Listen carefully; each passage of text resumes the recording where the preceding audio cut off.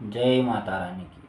माता रानी सभी का मंगल करे, सभी का कल्याण करे। बात 9वां अध्याय निशुंभ वध। मैं अर्धनारीश्वर के श्री विग्रह की निरंतर शरण लेता हूँ। उसका वर्ण बंदूक पुष्प और सुवर्ण के समान रक्त पीता मिश्रित है। वह अपनी भुजाओं में सुंदर अक्षमाला, पाश, अंकुश और वरद मुद्रा धारण करता है। अर्धचंद्र उसका आभूषण है तथा वह 3 नेत्रों से सुशोभित है। राजा ने कहा, भगवान, आपने रक्तबीज के वध से संबंध रखने वाला देवी चरित्र का ये अद्भुत महात्म्य मुझे बतलाया। अब रक्तबीज के मारे जाने पर अत्यंत क्रोध में भरे हुए शुंभ और निशुंभ ने जो कर्म किया उसे मैं सुनना चाहता हूँ। ऋषि कहते हैं, राजन, युद्ध में रक्तबीज तथा अन्य दैत्यों के मारे जाने पर शुंभ और निशुंभ के क्रोध की सीमा न रही। अपनी विशाल सेना इस प्रकार मारी जाती देख निशुंभ अमरश में भरकर देवी की ओर दौड़ा। उसके साथ असुरों की प्रधान सेना थी। उसके आगे पीछे तथा पार्श्व भाग में बड़े बड़े असुर थे जो क्रोध से ओठ चबाते हुए देवी को मार डालने के लिए आए। महापराक्रमी शुंभ भी अपनी सेना के साथ मातृगणों से युद्ध करके क्रोधवश चंडिका को मारने के लिए आ पहुंचा। तब देवी के साथ शुंभ और निशुंभ का घोर संग्राम छिड़ गया। वे दोनों दैत्य मेघों की भांति बाणों की भयंकर वृष्टि कर रहे थे।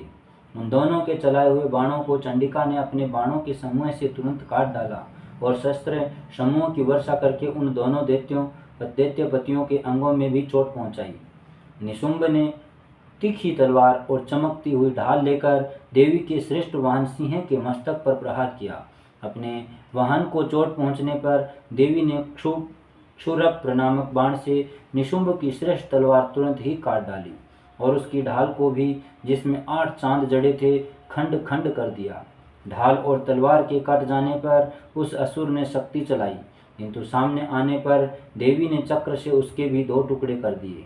अब तो निशुंभ क्रोध से जल उठा और उस दानव ने देवी को मारने के लिए शूल उठाया, किंतु देवी ने समीप आने पर उसे भी मुक्के से मारकर चूर्ण कर दिया।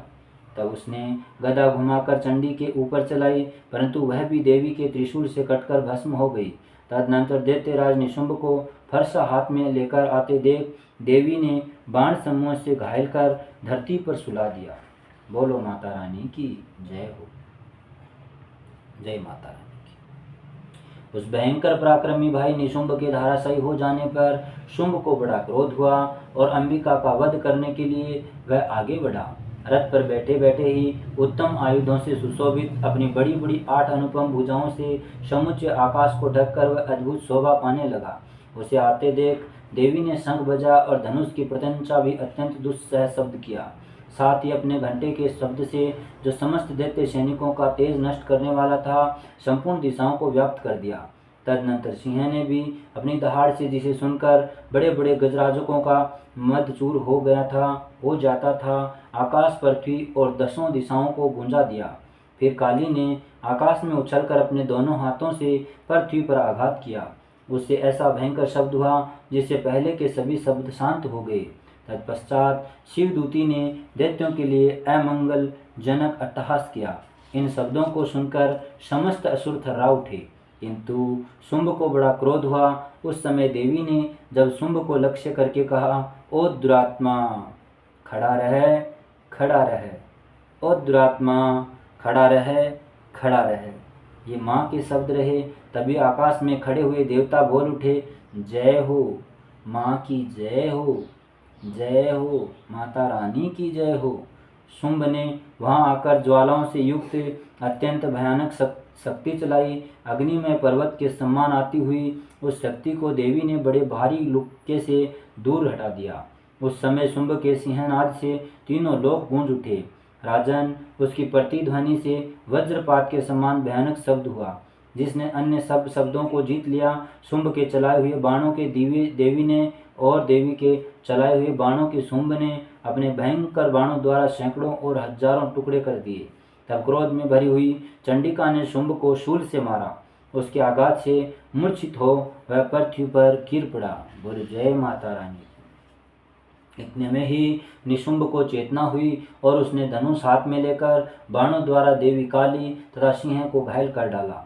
फिर उस दैत्यराज ने 10,000 बाहें बनाकर चक्रों के प्रहार से चंडिका को आच्छादित कर दिया। तब दुर्गम पीड़ा का नाश करने वाली भगवती दुर्गा ने कुपित होकर अपने बाणों से उन चक्रों तथा बाणों को काट गिराया। यह देख निशुंभ दैत्य सेना के साथ चंडिका का वध करने के लिए हाथ में गदा ले बड़े वेग से दौड़ा। उसके आते ही चंडी ने तीखी धार वाली तलवार से उसकी गदा को शीघ्र ही काट डाला। तब उसने शूल हाथ में ले लिया।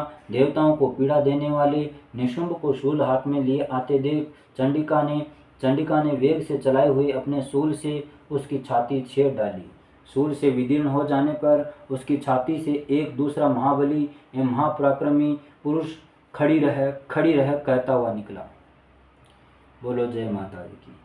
उस निकलते हुए पुरुष की बात सुनकर देवी ठठाकर हंस पड़ी और खड़ग से उन्होंने उसका मस्तक काट डाला। फिर तो वह पृथ्वी पर गिर पड़ा। तदनंतर सिंह अपनी दाढ़ों से असुरों की गर्दन कुचल कर खाने लगा। यह बड़ा भयंकर दृश्य था। उधर काली तथा शिवदूती ने भी अन्याय दैत्यों का भक्षण आरंभ किया। कौमारी की शक्ति से विदीर्ण होकर कितने ही महादैत्य नष्ट हो गए। ब्राह्मणी के मंत्र पुत्र जल से निस्तेज होकर कितने ही भाग खड़े हुए। कितने ही दैत्य माहेश्वरी के त्रिशूल से छिन्न भिन्न हो धराशायी हो गए। वाराह की थुथुनों के आघात से कितनों का पृथ्वी पर कचूमर निकल गया। वैष्णवी ने भी अपने चक्र से दानवों के टुकड़े टुकड़े कर डाले। ऐन्द्री के हाथ से छूटे हुए वज्र से भी कितने ही प्राणों से हाथ धो बैठे। बोलो जय माता दी। कुछ असुर नष्ट हो गए, कुछ उस महायुद्ध से भाग गए तथा कितने ही काली शिवदूती सिंह के ग्रास बन गए। इस प्रकार श्री मार्कंडेय पुराण में सावर्णिक मनवंतरी की कथा के अंतर्गत देवी महात्म्य में निशुंभ वध नामक 9वां अध्याय पूरा हुआ। बोलो माता रानी की जय हो।